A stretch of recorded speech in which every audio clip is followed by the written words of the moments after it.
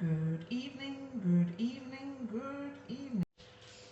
And welcome to my What's on My Bookshelf live broadcast on Periscope, where I thought we could spend a fascinating evening going through the books on my bookshelf. I thought this would be a good topic for us to do because it's something I've talked about before and everybody seemed to be really interested. So you're going to spend most of this scope just watching my books rather than watching me, so this may be the last time you see my face, so I'll see you in a second. So I'm going to talk you through the books. Now, this is an interactive session, so if you want to ask anything, if you want to see anything, if you want to know a little bit more, please feel free to ask. Bear in mind, the way I read books is I read them very fast, so I skim read, and I often miss something that's really good in a book. So, if I cover a book that you've read, and I didn't get something from it that you did, then feel free to shout out and say, did you know that book's got this in it? So let's get started with the camera. Obviously we're going to start off with my book, which is over there. It is obviously a brilliant book and you should read it. But let's now work our way through. I haven't actually spent much time sorting these out, but I'm going to walk through some of the books as we go through, and they're going to be my top shelf books. Right, so first book that I really love, The Obstacle is the Way, based on the art of Stoicism and all the stuff to do with Stoicism. And the idea of this book, very simple, it's a great book actually because it's relatively short chapters, and which I like. I have attention span of a 3-year-old, see, you can see short chapters with key things in. The idea of the book is, when you have stuff that gets in your way in life, which we all do, and stuff that really messes you up, then you have two approaches that you can take to it. You can go, well, it's just my luck, everything always sucks, and life is really difficult. Or you can say, right, what skills or capabilities do I already have that will help me overcome this? Or what skills and capabilities do I think I'll gain from overcoming this that will suit me well in the rest of my life? The thing I like about this is one of the examples I often use with clients, is that whole glass half full, glass half empty one, right? So we all know this, it's all pessimist and optimist. However, if you think of it a different way, I could give you a glass halfway filled with cold, refreshing water. You could take the glass and go, well, that's typical, isn't it? I bet anybody else would have got a full glass of water and you gave me only half a glass. That's just the way things go for me. Or you could take the glass and go, oh man, I was so thirsty, that's great, just what I needed. The fact remains the same, the glass is filled to the halfway mark with water. How you perceive it and how you choose to take it is down to you, as long as you have the freedom to choose and your subconscious isn't in the way. So, that kind of sums it up in a really nice way and really inspired me. To be honest with you, if I'd read this 6 months ago, I would have been frustrated at my lack of ability to follow it, even though I kind of believed in its intent. So let me put that over there for now. This bookshelf's going to empty out very quickly. Right, Viktor Frankl, in Man's Search for Meaning. Viktor Frankl was in the concentration camps, and this book is fascinating. Again, it's a short book. I think I read it in one sitting, which is lovely. I quite like a short book. Viktor Frankl now does therapy, and the basis of his therapy is why haven't you killed yourself? That's pretty much the starting point. And this book is about what made the difference between the people who survived the concentration camps and the people who didn't survive the concentration camps. And it's all about, if somebody has hope, if somebody has meaning in their life, they have something to go forward to, they're more likely to survive and endure. So his basis for therapy is, you know, you haven't killed yourself, so there is something keeping you alive, and that's the something that we need to enhance. Absolutely brilliant book. I read another book called, I think it's The Highwayman or something, or The Last Highlander, that's it. Totally different to The Highwayman. Last Highlander. And The Last Highlander is a similar book about a bridge over the River Kwai kind of concept and that time of war. I found it a fascinating book, but I didn't learn anything from the guy who wrote it about what it was that made him endure where others didn't. He clearly did, and he clearly was an amazing guy. I missed out on that. Oh, by the way, you will find these little characters around my room. This is from my favourite artist, Tom Lewis, who I have a whole collection of his prints down here. And he does these, I think he calls them Baraboos or Bubbaroos or something like that. And I have them around my room. Anyway, next book. Now this book is not a therapy book. This book is everything that I believe about how to build a business in a how to market it, how to build a product, how to build a brand kind of way. It tells the story of Howard Schultz, who set up Starbucks, and anybody who knows me knows I'm quite a big fan of Starbucks, but I'm a big fan because of this book. He went to Italy, and in Italy he went into a coffee shop, and in the coffee shop he hung out and he noticed how people were greeted by name, how you could smell coffee, and people went there to chat, and it just created a nice environment. And he went back to America to recreate that environment. And this is all about how he maintains values and in a competitive marketplace. So for example, when other people started setting up coffee stores, his staff, who are incidentally paid equal to or some of the highest retail salaries, and also get really good terms and conditions. Let me just focus on that for a second. They said, you know, we need to put syrups in our coffee, and he went, you can't put syrup in your coffee. That's going to change the flavour of the coffee. But, which is kind of the point, obviously. But he sat with his board around the table. He says, okay, we've got two options here. One is this vision I want of good coffee, but the other one is meeting the needs of the customer. So how do we find a way to do both with this vision that I have? And it's just a brilliant book, and I've used it ever since, and I've probably read it some 20 years ago, maybe 15 years ago. 20 is too much. So the next book that I'd like to talk to you about is Monsters and Magical Sticks. There's no such thing as hypnosis, ? I love this book. A lot of the work I do with kids comes from this book, but actually it's this book that taught me that if you want to do anything with a thought, you first have to make it real. And when you make it real, you can change the object and the thought will automatically change.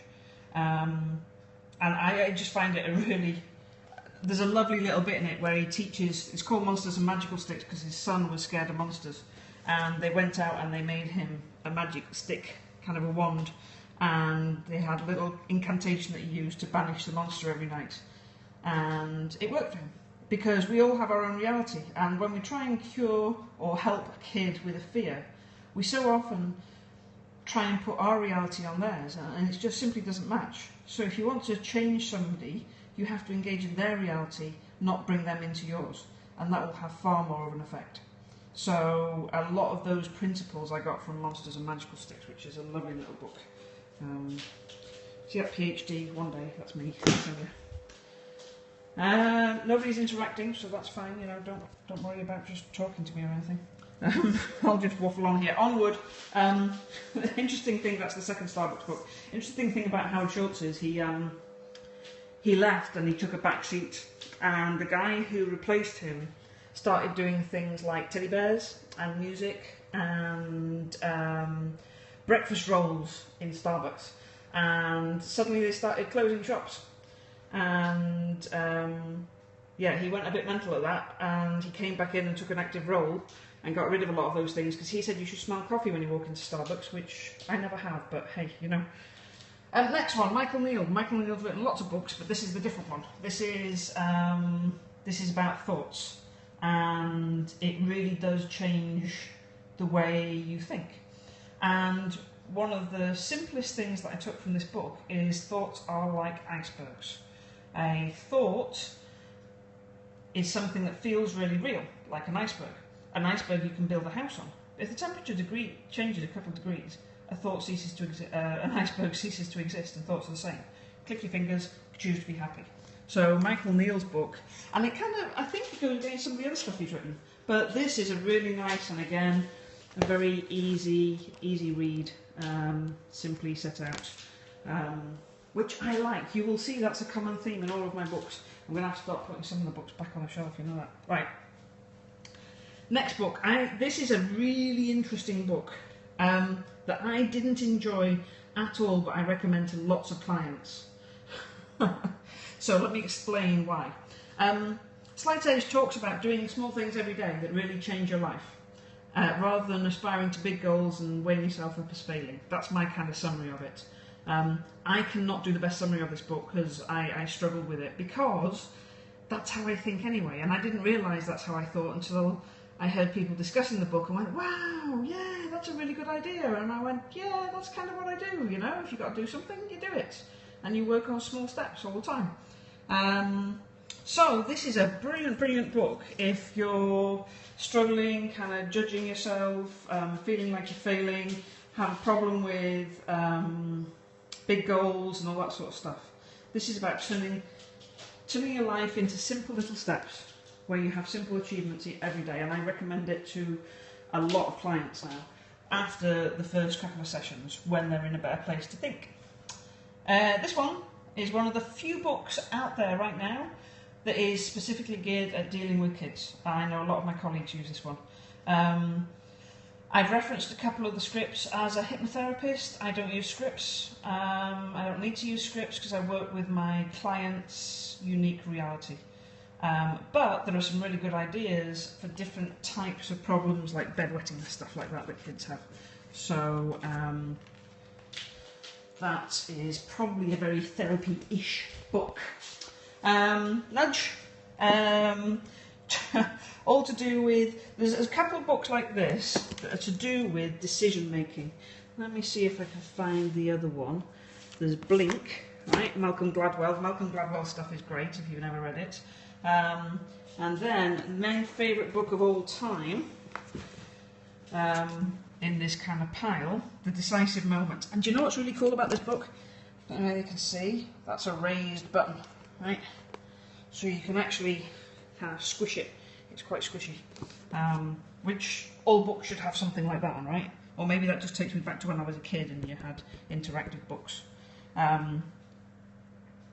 So, Decisive Moment, how we make decisions.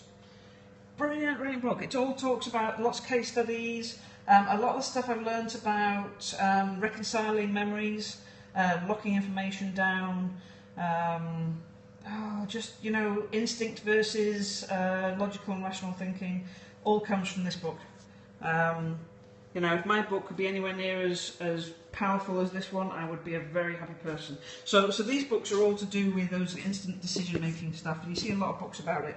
But that, for me, by far, is the best one of all of them. So, let me go through a couple of other ones. In an Unspoken Voice. Interesting, kind of based on CBT, cognitive behavioural therapy. However, it's how the body releases trauma. And that's a fascinating subject for me.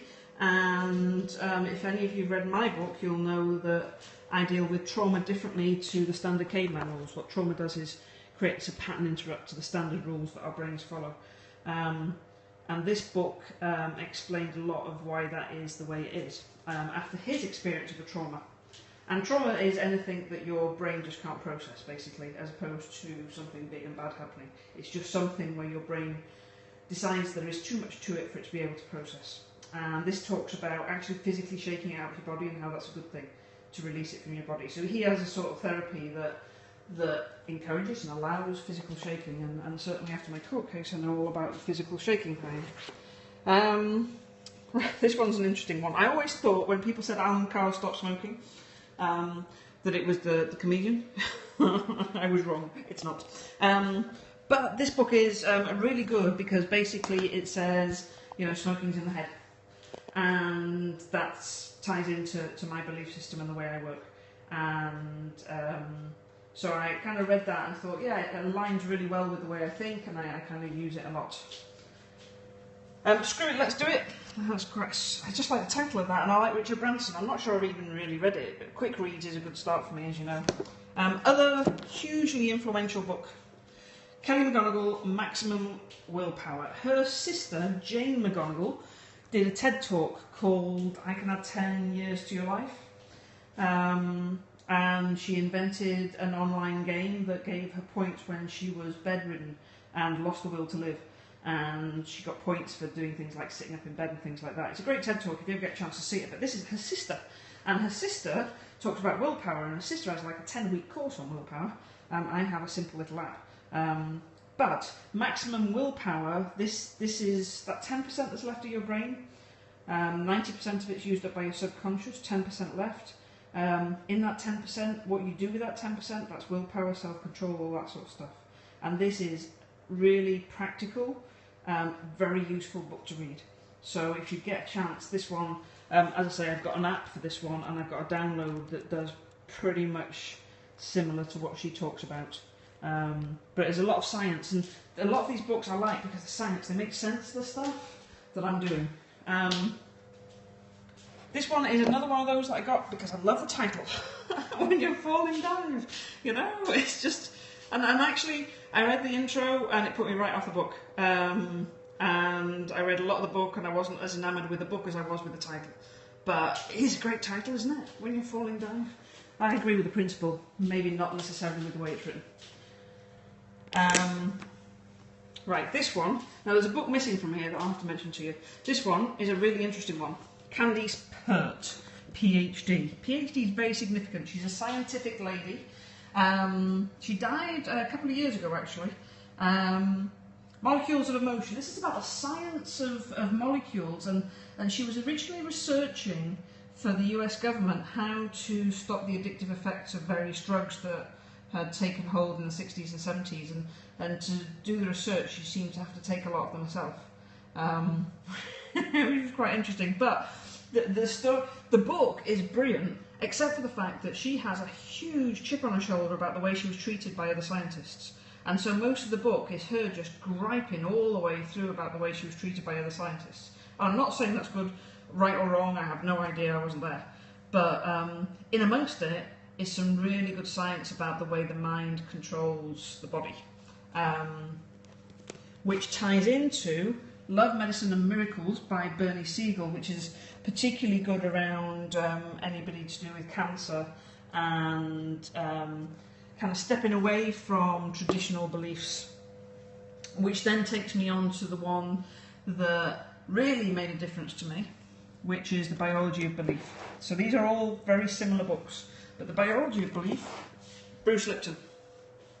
And he's on Facebook, you can find him on Facebook, he's always posting.